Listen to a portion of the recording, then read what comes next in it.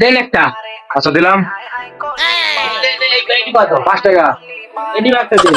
আচ্ছা তাহলে ভাই একটা একটা। হ্যাঁ হ্যাঁ আচ্ছা তাহলে আপনার 5 টাকা হ্যাঁ।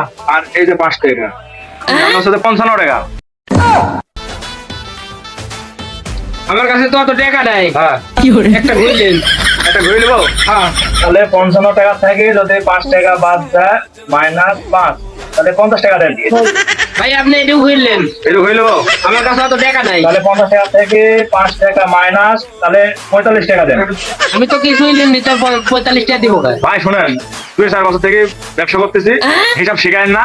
ওই কাহিনী আবল তাবল না বলে কি টাকা 45 টাকা এখান থেকে দেওয়া যান, বাকি দিন আমি দেন 45 টাকা।